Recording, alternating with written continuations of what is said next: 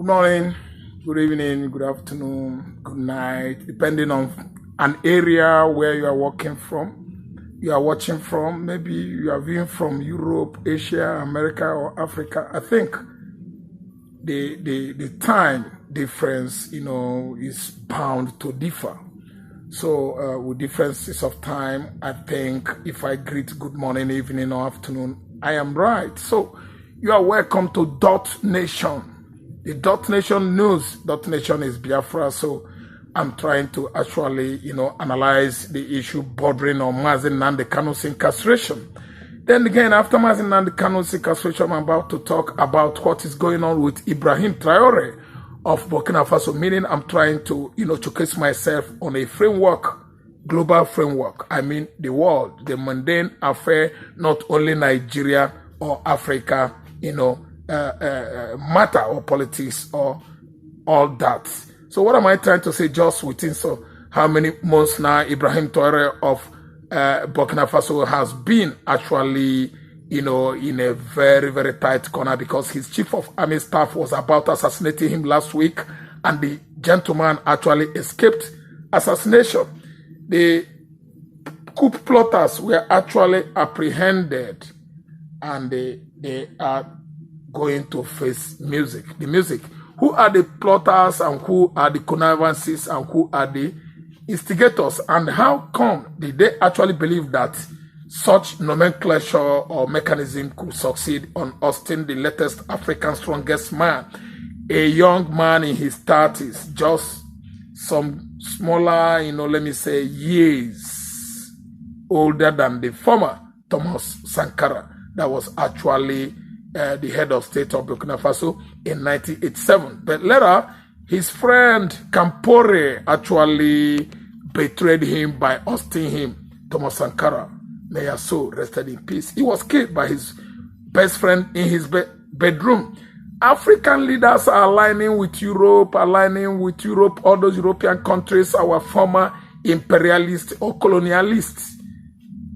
Spanish, Portuguese, Britain, France, Belgians, Germany. Sorry, I can never call you because Germany, Russia, they are, doing their own based on their own expansionist policy. Germany want to be the highest, Russia want to be the highest, establishing on their own. They don't want to know what an African man was actually going through. So what am I trying to say here? France was in connivance with the chief of army staff of Burkina Faso to eliminate the current Africa's strongest leader, Ibrahim Traore, a young boy in his 30s, to eliminate him because he meant well for that country. Traore meant well for Burkina Faso. That's why they actually want to just kill him, eliminate him. But God is so kind. He actually escaped over 18 assassination bids since last year. Burkina babes, una well done. Oh, God dey with una because God no one make una no enjoy una self. That's why God is, working hard, monitoring Ibrahim Traore, a man that want to emancipate Africa. African nation is about to burst into limelight, in this .com age because Britain, the French, the Spanish, the Portuguese, over the years are bent on bringing us down by over-marginalization and subjugation to slavery, servitude, and the civilities. And this time around, we have come to witness it. The only surviving African great nation now that is making wave in terms of development in technology, politically, socially, and otherwise. Burkina Faso is it. Ogodogu. The former Opa Volta is now the topmost African popular country. Why? They have sacked France. They gave France red card and France is out, finding all troublesome means to eliminate Ibrahim Traore. But God is with that young man. After all done and said, all those trials, all those coup purge, perpetrations and plans, Ibrahim Traore actually escaped assassination bid. And nobody could actually tell us how this young man, escaped death. Man, Africa has many problems. Africa as a country is a country I know that their politicians are colluding with the European counterpart to bring down the resources in that continent down, to make sure that it's Africa that, are not benefiting from their own natural resources. I mean, endowment that God has given to us on this continent. European counterparts, our former colonialists, are still bent on imperializing Africa. What a game. What a policy. What a wicked set of European countries. Number one is Britain. Britain is busy bringing Nigeria down, Kenya down, Ghana down, and other their colony in Africa, Zambia, Gambia. We are all down. Nigeria is the lead country that is turning their back on their citizens because of what they are gaining from the British oligarchy. Buckingham Palace. Una well done, England. You can never sleep, England, Mama Charlie and Charlie himself, except Nigeria has gone down. Buckingham Palace, the British dynasty, will sleep and enjoy themselves because Nigeria is sleeping, going down on a daily basis after Britain has actually, gave the Fulanis, the guns, the power over other tribes in Nigeria. Because at the back door, they are draining Nigerian natural resources. Our Commonwealth has been handed over to Britain for many years after independence, using the low mentality stricken Fulanis, the Imam, the Sadwana of Sokoto, the Emir of Kanu, to bring Nigeria down. That's why Fulani is on the top. People that are not up to 10 million in Nigeria are in control, politically, socially, economically, and otherwise, ruling and subjugating other tribes as if they are goats. Britain, una well done, oh Britain. Thank you. We agree to you for all your bad activities and perpetration in Nigerian country. You are using Fulani now to scatter Nigeria. There's no peace in Nigeria anymore. And we are saying, Britain, una well done, oh. The home of British Prime Minister number 10 Downing Street, Oga, una well done, oh. Arab is everywhere in Britain, controlling the British parliamentarians, the lawmakers in Britain, controlling all your commerce and industry because they have the money, they have the oil that God has given the British. They don't want to leave Arab. And Arab has actually infiltrated Britain. Have you heard about the enemies within? I mean the terrorists that actually invaded Britain in the early 2000s because of their economic strengths. They have the commerce, they have the industries because of the oil production in the Gulf region of Middle East Europe. Iran, Saudi, Oman, Kuwait, UAE. That's why Britain, chop Britain. British man is the most long-throat man on earth. They have actually subdued Nigerian political class and subjected them to what? Slavery. Oru. British politicians. Oru. Nigerian politicians. Oru. Nigerian politicians are chameleons, joining their counterparts in Britain to bring down Nigerian down. And they are doing it successfully because Akpabio, the lawmaker, is now a bloated fish, a bloated bread, floating on top of water as a result of bad belly. Akpabio, what do you gain when you are Nigerian, Senate president, and you are not overseeing the welfare, philanthropy, general benevolence or blessings, charity of all Nigerians? You are after a heading a skate, behind the skate, under the skate. Natacha Apota Uduaga. Now that lady, a married woman, might be a problem. You've let legislature, you've let lawmaking body, what that purposes serves to Nigerians, and continue to look under the miniskirts of Apoti Natacha, a half-caste, crossbreed. She's beautiful. Doesn't mean you should be going to covet what belongs to your neighbor. It is against the law. God says, don't covet your neighbor's property. Apoti is a married lady. Akpabio, leave her. You are wrong.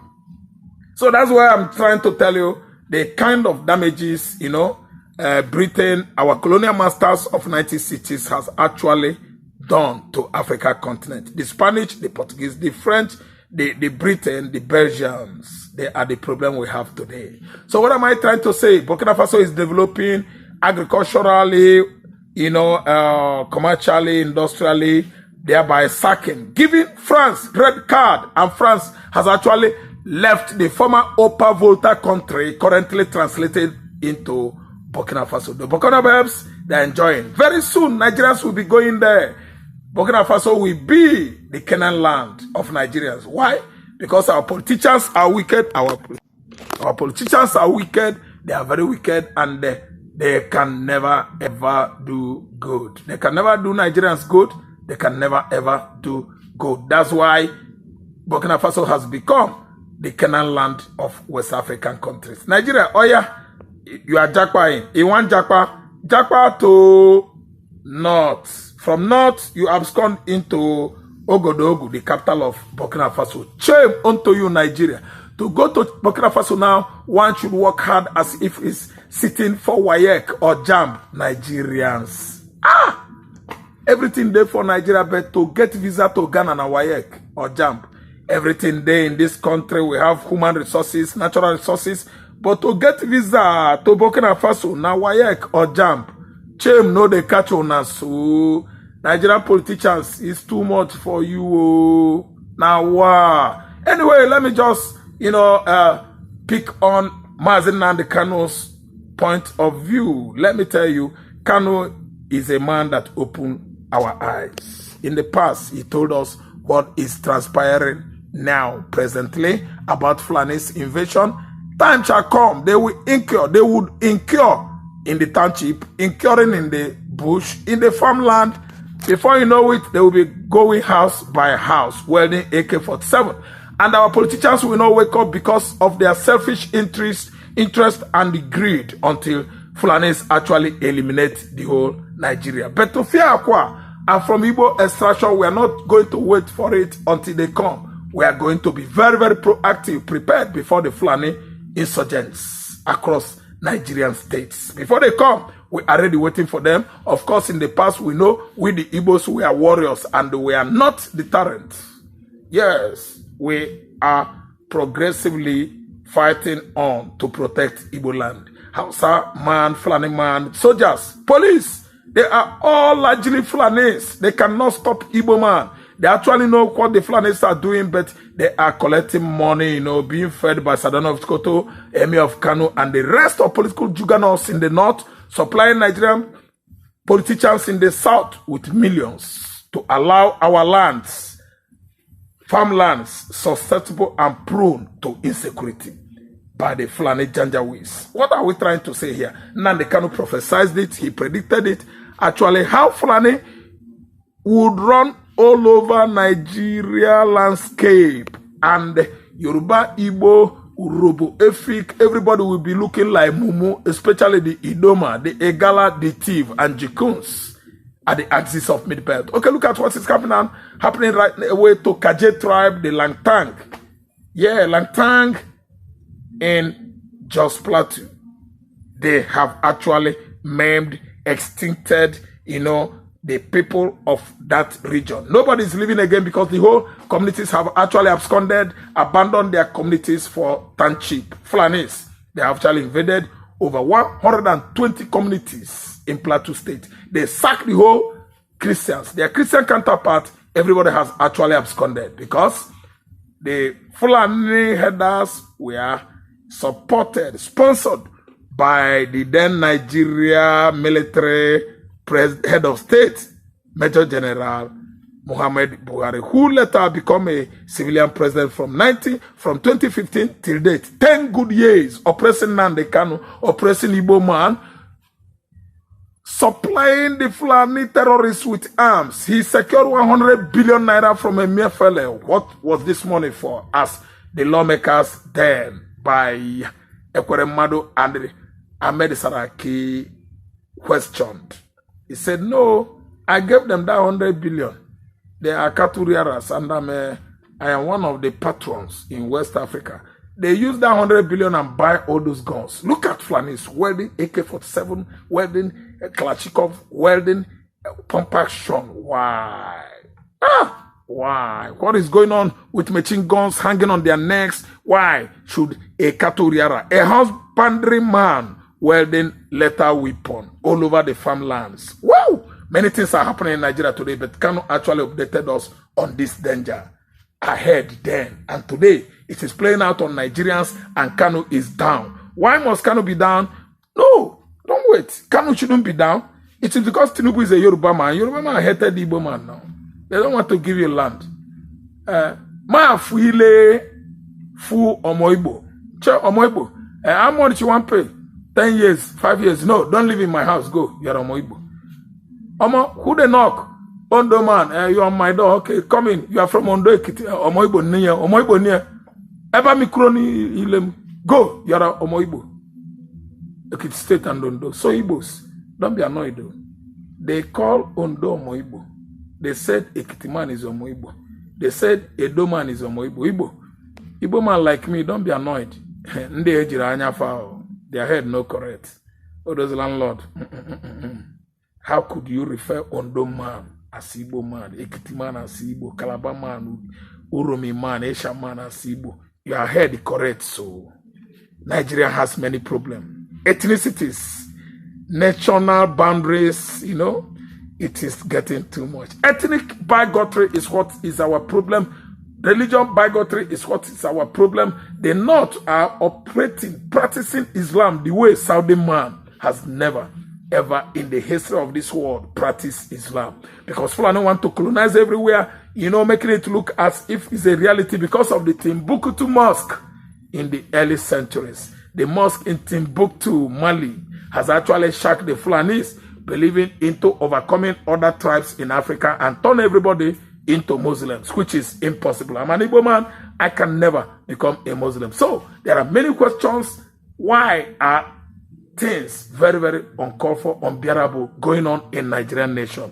Why is Fulani man is bent on killing the Igbos, the Yorubas, the Efiki Bibio, the Angasians, the Gala, the Kaje, the Angasians in Jos Plateau? Just last week and this weekend, 58 were maimed and, you know, sent to their early graves. What do you want to do, Mr. President? You can't, because you're a Yoruba man. You can't mess up because Fulani man is there. All of them are all around you. Nigerian military is 75% made up of Fulani extraction soldiers. And today, we are looking like Mugu. Mazi Nnamdi Kanu is coming. The next court hearing, someone, Kanu will walk out of DSS. He can never go back to DSS. I'm telling you. Quote me right. Kanu will never go back to DSS facilities anymore, because the Americans, the soldiers from Igbo extractions, they are war veterans working in the U.S. Army. They have actually vowed that Mazi Nnamdi Kanu should actually come out, must come out the next time they are going to court. Tinubu has actually, you know, seized an Igbo man over the years because he doesn't want us to go free to get our seaport at Warri, Asaba, Niger, River Niger, One Port, One Wharf, you know, Calabar Deep Sea Port, you know, Akwa Ibom, Port Harcourt, everywhere, for us to be free, you know, transacting, importing containers. Commerce and industry development in the southeast is the bane of Yoruba man's happiness. They don't want us to leave our papa. They have developed how many seaports at Lake Axis, Banana Island, Apapa Tinkan, only here, thereby causing or paving way for port decongestion. Ambode suggested that we should actually dredge the rest of the seaports in the southeast. That's why Lagos State government, all the APC juggernauts, you know, join hands together unanimously and they give Ambode red card. They gave him red card because he was a good man, a good governor, a Yoruba man from Ekpe, Lake Ekpe axis. Today, Nigeria is a laughing stock because all the politicians under the watch of Tinubu are Cruz, Ndochi, Anwole, Anwole. They are all just legislating in the upper chamber and lower chamber just for their pocket and their families, and thereby subjecting Nigerians to this kind of excruciating pains. I have to stop here. This is Dot Nation's news. The Dot Nation news is a news coming from Eastern Central States of Nigeria, Igbo land. Subscribe from me, Oyi Igbo. Subscribe from me, Oyi Yorubas. Subscribe from me, Oyi Original Hausa. Subscribe from me. Subscribe from my channel, Dot News. Dot Nation's news. Urobo subscribe, Efik subscribe. Isoko subscribe. My dear Yoruba brothers, subscribe. Ona well done. Wake up. When we are united as Southerners, we are getting there. And we are going to actually overcome our enemies. Division, no good. Igbo, work together with Yorubas and other tribes. I know you as versatile people. Good on commerce. Republicans in Nigeria, liberal politicians are the Igbos. Thank you so much. May God bless all of you. Good night.